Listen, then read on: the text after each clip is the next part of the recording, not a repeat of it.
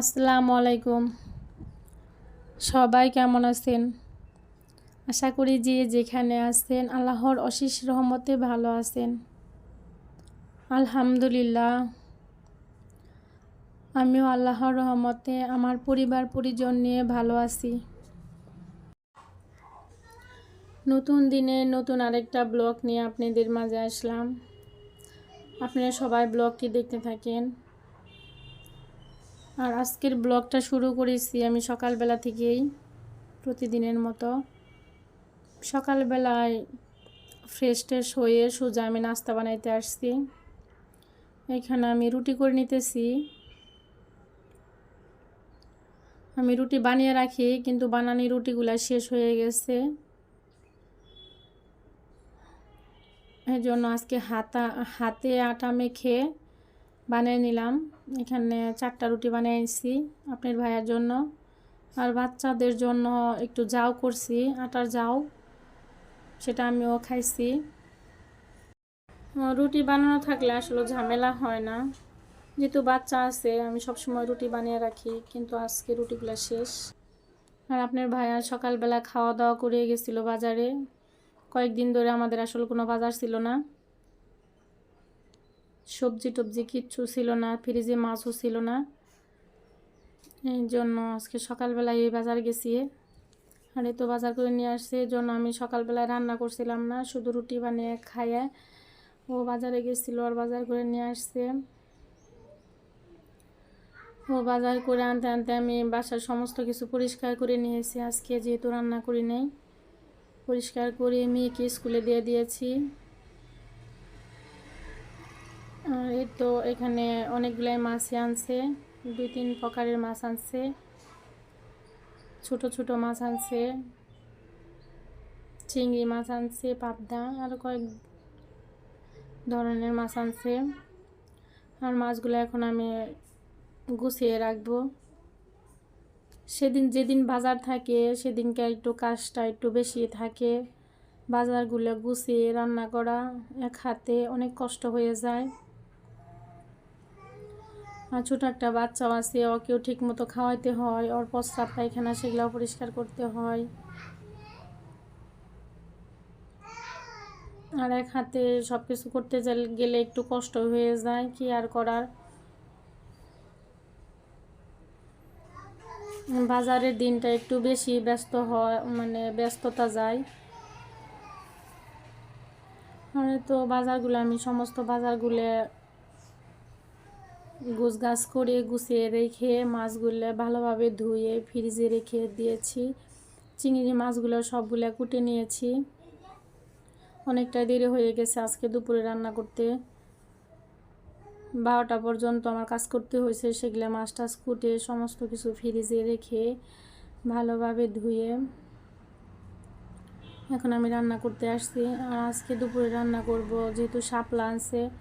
আমার অনেক দিন ধরে শাপলা খাইতে মন চাইতেছে। আপনার ভাইয়াকে 2 দিন বলছি যে শাপলা এনো, পরে আজকে দেখি ফাইনালি শাপলা আনছে। এই জন্য ভাবলাম যে চিংড়ি মাছ দিয়ে সাথে সর্ষে দিয়ে চিংড়ি দিয়ে শাপলা ভাজি।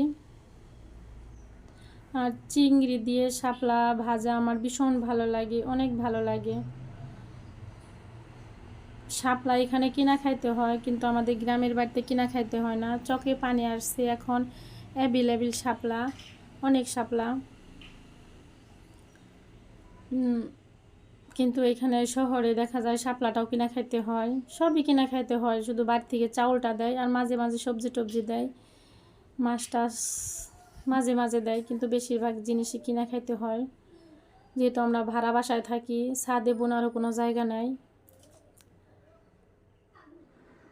আর এখানে আমি চিংড়িটা ভালোভাবে ভেজে নিতেছি। আর এর মধ্যে আমি কোনো মশলা অ্যাড করব না, কাঁচামরিচে দিব না, হালকা একটু হলুদ দিয়ে আমি চিংড়ি মাছটাকে ভালোভাবে ভেজে নিয়ে অল্প কয়েকটা সর্ষে দিয়ে দিয়েছি, এতে খেতে ভালো লাগে। আর কে কে আমার মতো এভাবে শাপলা ভাজি করে খান সর্ষে চিংড়ি একাত্র দিয়ে, অবশ্যই আমাকে কমেন্ট করে জানাবেন। আর এই পর্যন্ত যারা আমার ভিডিওটা দেখছেন তাদের কাছে প্রতিদিনের মতো একটা চাওয়া, একটা লাইক দিয়ে কন্টিনিউ করেন, কারণ আপনাদের একটা লাইকই পারে আমাকে অনেক দূর পর্যন্ত এগিয়ে নিয়ে যেতে। আর যারা নতুন আছেন কিংবা আমার ভিডিওগুলো দেখেন কিন্তু এখন পর্যন্ত আমার চ্যানেলটা সাবস্ক্রাইব করা হয়নি, তারা যদি চান তাহলে আমার চ্যানেলটা সাবস্ক্রাইব করে আমাকে পাশে রাখতে পারেন। আর নতুন যারা আছেন তারা আমার ভিডিওর যদি কোনো অংশে ভালো লেগে থাকে তাহলে সাবস্ক্রাইব করে পাশে রাখতে পারেন,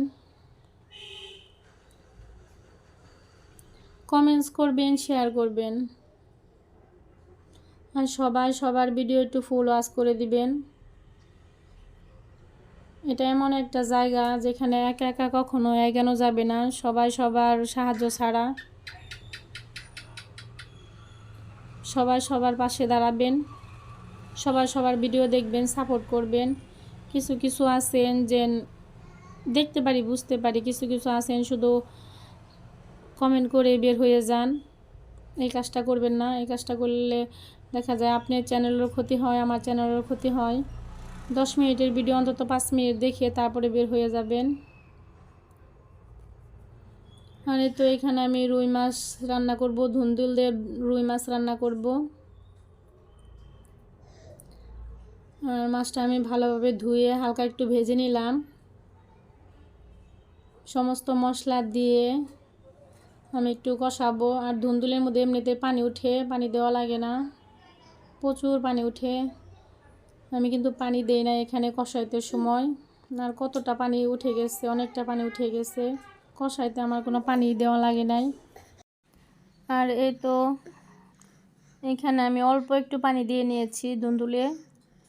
পানি দিয়ে মাছটা সাথে সাথে দিয়ে দেই যাতে মাছটা তাড়াতাড়ি সিদ্ধ হয়ে যায়, যদি একটু কাঁচা থাকে। এই জন্য আমি ধুন্দুল পানি দেওয়ার সাথে সাথে মাছটা দিয়ে দিয়েছিলাম। আর মাশাআল্লাহ ধুন্দুলের তরকারি রুই মাছ দিয়ে কালারটা অনেক সুন্দর আসছে। আর খেতেও মাশাআল্লাহ অনেক মজা হয়েছিল, খুবই মজা হয়েছিল। আর 2 আটি শাপলা ছিল, এখানে আমি 1 আটি হলো প্যাকেট করে রেখে দিব, আর 1 আটি রান্না করেছি। আর এই তো এখানে বিকেলবেলা একদম সন্ধ্যার দিকে বাচ্চাদের জন্য একটু নুডলস করতেছি। আর নুডলসটা আমি একদম শর্টকাট রান্না করতেছি। এখানে নুডলসটাকে সিদ্ধ করে আমি ডিম দিয়ে তেলের মধ্যে দিয়েছি। আর এইভাবে আমার বাচ্চারা খুব পছন্দ করে, এটা খেতে নাকি ভালো লাগে ওদের কাছে। আর আসলে এইভাবে খেলে খুবই ভালো লাগে, বাচ্চাদের টিফিনও দেওয়া যায় এইভাবে। আমি বিকেলে নাস্তা হিসেবে ওদেরকে এটা ভেজে দিলাম। আর এই পর্যন্ত যারা আমার ভিডিওটা দেখছেন তাদেরকে অসংখ্য অসংখ্য ধন্যবাদ। নতুন আরেকটা ব্লগে দেখা হবে। আল্লাহ হাফেজ।